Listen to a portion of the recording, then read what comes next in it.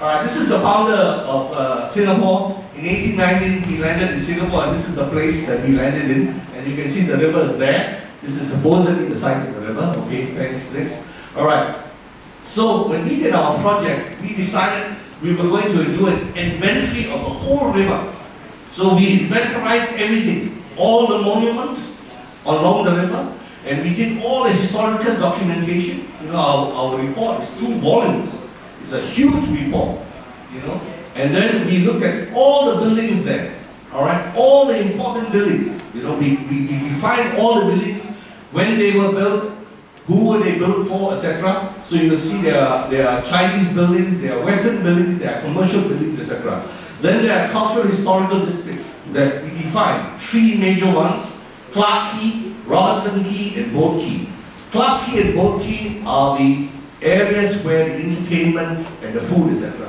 Robertson Quay is hotelic, part of the hotel. So you see, we also catered for residential and hotels as well. Alright, so that you have basically 3 different kinds of population. You got the resident population, you got the expatriate resident population, and then you got the tourist population. You know, all in the area, so that you've got a very important carrying capacity. If you don't have carrying capacity, the city cannot survive. So that's very important. Then we looked at the bridges. We have a lot of bridges along the Silver River, all right, and they become, as it were, a problem because the bridges were built very low. So now that we want to recommend other things along the river, it becomes a problem because it can only happen in low tide. It cannot happen in high tide because the bridge is very low. So a lot of things cannot pass through the bridge. All right. Now street names are very important. In any city, all right, street names carry the history of the city. If you go to Hanoi and you look at all the street names, the street can be named after a person, it can be named after a historical event, it can be named after some, you know, geographic issue, etc. So street names are very important, and you must retain those street names. Because if you do not retain the street names, you do not carry the character, the flavor, the personality, and the soul of the city. Alright, that's very important. If you go to China, they have knocked every old building out of the Chinese cities. That's why you cannot. You go to any Chinese city, you don't know where you are. All the cities look the same. And this is a big issue in China now. Many urban planners saying that they have killed all the cities. There's no more soul in all the Chinese cities. So don't ever do that here. If you do that here, that's the end of your city. Alright. Cities must have its own flavor and its own character. Okay, next. Alright, this is the old river. As you can see, it's a river port. All the river boats are here. Alright, in there. They all do a lot of trade, as it were. All the trading issues that were going on throughout Southeast Asia all went through the river. So the area of tremendous fun. Then the government decided they wanted to change all this, move all the boats out, change the port areas out. Alright, so next. These are the old go-downs. Next.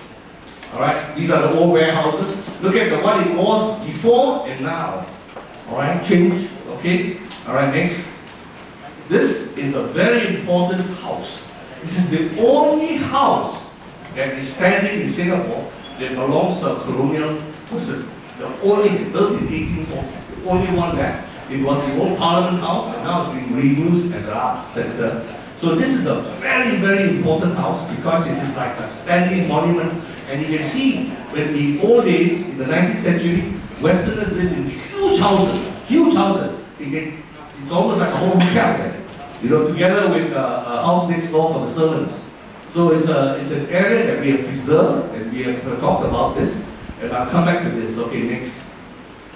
These are now local houses. That one is the shop house, which Singaporeans in Singapore is very common. The shop is below and the house is above. And this one is a Chinese flag house, as you can see here.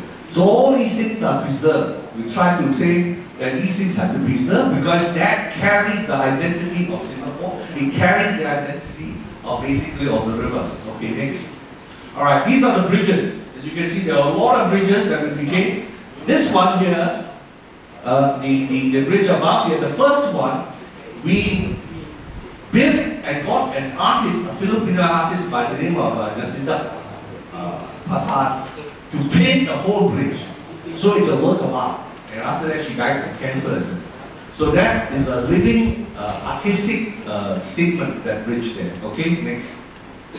More bridges, as you can see, along the Singapore River, and we retained most of the bridges because the bridges are basically built in the colonial period, and we want to make sure that carries the flavor of the Singapore River. Okay, next.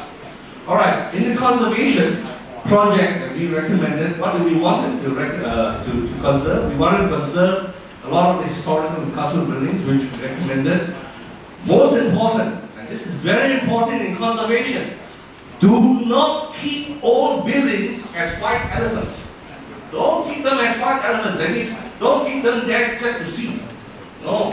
When you keep them there to see, they will be, what the earlier speaker said, unused financial resource. What are you keeping the building for? Keep those old buildings, but make them relevant to the current society. They must use it. Whether they want to use it as a bar, whether they want to use it as a restaurant, whether they want to use it whatever.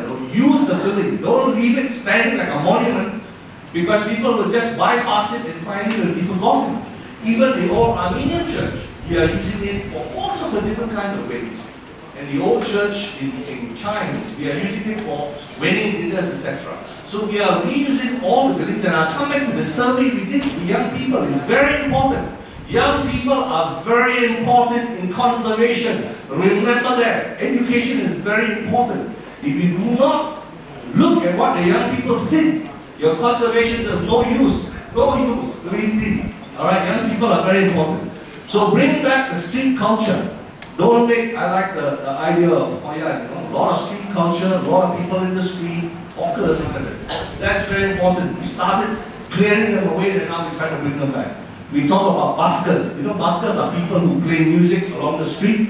Now we have every year the annual Buskers Festival in the Singapore River, where people from all over the world are invited to play music, magic, all sorts of different kinds of gymnastics, etc. in the street, alright, for free, alright, so that it adds life, it adds artistic color to the street. Alright, walking environment, this is very important. People like to walk, especially your silver-haired tourists. They like to walk. Walking allows you to feel the landscape, to embrace it, to understand it. You're going on a tour bus, useless. You go to a taxi, useless. But when you walk the area, you understand the relevance of history. You can feel the history behind you and within you, because you are actually looking at everything slowly. So that's very important. And that's what we recommended to the Singapore Tourism Promotion Board. So we've got a whole walkway around the Singapore River with all sorts of stops. You don't need any tourist guide. You can read there. You can see all the different signs, as we recommended there. See, signage. The last week, signage of significant places. We have signages all over. All right. We have an open, transparent, visible village. River. I think we have a mix of local and tourist attractions. Very important. The area must engage locals. Remember that. Vietnamese must come to Hoi An, not just tourists. What is amazing is that you've got 11-to-1 ratio here in Hoi An. 80,000 resident population and 1 million tourists. That's 11 times the tourists that you have of the resident population. That's an amazing ratio. You just imagine the ratio. The current percentages are totally out. So I don't know. I mean, this is very important. You need to really think through these issues very carefully. All right, the mix of local and foreign cuisines. Yeah, people come to eat. Food is a big thing. All right, so that's important. All right, next.